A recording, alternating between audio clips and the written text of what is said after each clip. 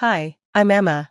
I was filled with excitement as I packed for what I thought would be an amazing family trip with my husband Tom and his family. It was meant to be our first trip together since getting married, and I was excited to join a tradition his family had been doing for years. My relationship with my mother-in-law, Sandra, had always been a bit distant ever since Tom moved in with me, but I hoped this trip would be a chance to finally get closer to her. As I zipped up my suitcase, Tom reassured me, "Don't worry, Emma, everything's taken care of. Mom and Dad always cover the trip expenses for everyone."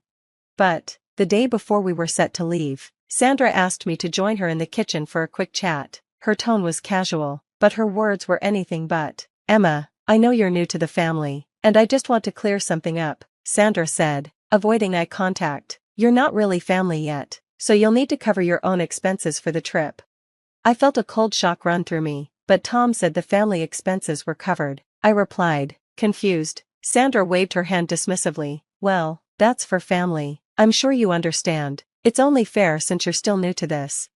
I tried to keep my cool, though her words stung. "I see. Thanks for letting me know, Sandra." As soon as she left the room, I called Tom, my hands shaking slightly as I held the phone. "Tom, your mom just told me I'm not considered family and have to pay for myself on the trip. Did you know about this?" There was a pause before Tom responded, his voice filled with anger. "What? No, she never mentioned that. That's not right, Emma." We talked it over and decided we couldn't just let this go. It wasn't just about the money, it was about the unfairness of it all. Later that night, as we lay in bed, Sandra's words still weighed heavily on my mind. Tom squeezed my hand and said, "We'll figure this out, Emma, together." Little did Sandra know, we had a plan brewing, a plan that would show her we wouldn't be pushed around or left out. We were ready to take a stand, right in the heart of this family tradition. The next morning at the airport, things were about to take an unexpected turn. As we drove there, the tension in the car was thick. Tom kept glancing at me, his jaw clenched, eyes flicking between the road and me. I could tell he was just as upset as I was, maybe even more. He reached over and squeezed my hand. "We're not letting this slide, Emma. What Mom said isn't okay." I nodded, my stomach in knots. "I know, it feels like she planned this, telling me at the last minute." "Yeah," Tom agreed with a heavy sigh. "The timing is cruel." After a pause, he added, "Listen, I have an idea." I looked at him, my curiosity piqued despite the weight in my chest. "What if we just go somewhere else, just the two of us?" Tom said, his voice cutting through the tension. "We can still go to the airport, but take a different flight." His idea echoed in my mind. At first, I was surprised, but then a feeling of excitement crept in. Was he really suggesting we ditch the family trip and go on our own adventure? "Exactly," Tom said, his eyes lighting up for the first time in days. "Let's book a flight to San Francisco. We've talked about going there forever." San Francisco? I thought about it. It was a bold, spontaneous move. It felt rebellious, but also completely right. It wasn't just about escaping the family vacation. It was about reclaiming our own space as a couple. "Let's do it, Tom. Let's take back our honeymoon phase that she tried to ruin." Tom pulled out his phone and started browsing flights while I drove. We found a flight to San Francisco, leaving at almost the same time as the family's flight to Hawaii. With just a few taps, our secret getaway was booked. "We'll still go to the airport with everyone," Tom planned aloud, like he was solving a puzzle. "We'll check in together, but when it's time to head to the gates, we'll make up an excuse to split off. Maybe we'll say we're grabbing coffee or something." I nodded, the plan coming together in my mind. "And then we just won't show up at their gate, we'll go to our gate instead." "Exactly, and once we're on the plane, I'll text Mom. I'll tell her that since you're not considered family, we decided to do our own thing." It was simple, bold, and empowering. That night, as we packed our bags, the sting of Sandra's words still lingered, but the thrill of our upcoming adventure overpowered it. We were really doing this. The next morning at the airport, the usual pre-flight chaos buzzed around us. Sandra was busy handing out boarding passes, her voice loud as she went over plans for the trip, completely unaware of our secret. The family chatted excitedly about the beaches and activities in Hawaii, while Tom and I exchanged knowing glances. As we walked towards the security line, Tom leaned over and whispered, "Ready for this?" "More than ever," I whispered back, surprised by how strong my voice sounded. We were stepping into a new chapter, one where we weren't just following someone else's rules or expectations. This time, we were writing our own story. The airport was alive with activity, families, travelers, and crowds rushed about, each lost in their own plans. As we rolled our suitcases through the sliding doors of the departure hall, the air was filled with announcements and the excited buzz of people heading off on their adventures. Despite the chaos around us, I felt calm. We were finally doing something for ourselves. My heart raced with a mix of nerves and excitement as we walked through the airport, each step reminding me of the bold choice Tom and I had made. We stayed close to his family, blending in with the usual routines and the lively chatter about their vacation plans. Sandra, fully in vacation mode, was handing out itineraries and barking last-minute instructions, oblivious to the rebellion brewing right under her nose. "Everyone, remember, we're meeting at gate 24, Sandra called out, her voice carrying a note of authority over the noise. We nodded and responded without thinking, playing along as we prepared for our secret plan. The plan was simple, but bold. As we neared the security checkpoint, Tom leaned in and whispered, "Ready for the coffee trick?" I nodded, feeling both tense and excited. "Let's do it." After clearing security, the family headed straight for gate 24, but Tom gently tugged my arm, leading me toward a nearby coffee shop. "We're just grabbing a quick coffee," he called out casually to the group. Sandra barely gave us a glance, too focused on gathering everyone at the gate. Once inside the coffee shop, we waited until the family was out of sight, then made a quick, quiet exit in the opposite direction, heading toward a different part of the terminal. My heart pounded as we looked around to make sure no one from the family could see us. It felt like something out of a spy movie, sneaking through the airport with our own secret plan. When we found our gate, the relief was immediate. The departure screen confirmed our flight to San Francisco, and we finally sat down, feeling a little more at ease. Tom pulled out his phone, hesitating for just a second before typing out the message that would cut us off from the family vacation. "Mom, since Emma isn't considered family yet, we decided it's best to do our own thing this time. We're heading to San Francisco instead and we'll spend the week there. We needed to do what's best for us right now.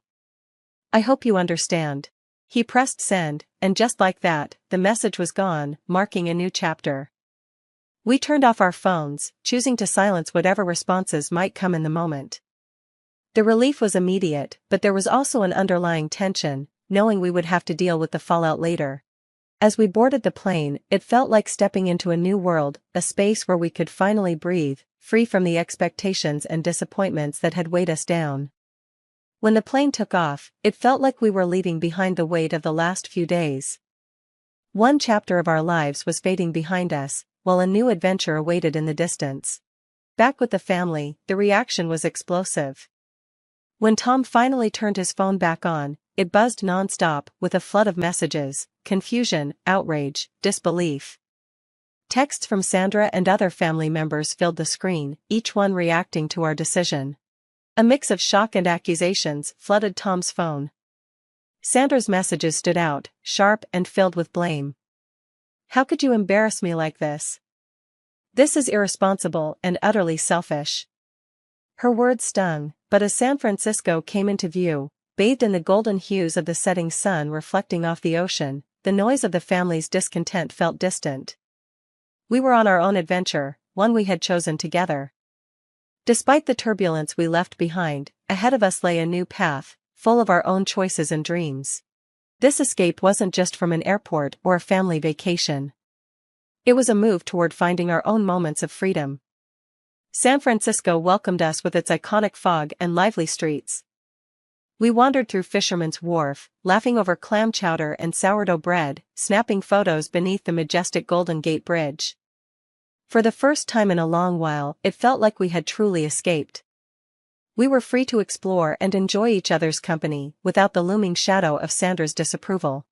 For those few days, our spirits soared as high as the city's famous hills. But even as we lost ourselves in the beauty of the city, Tom's phone continued to buzz with reminders of the storm we had left behind.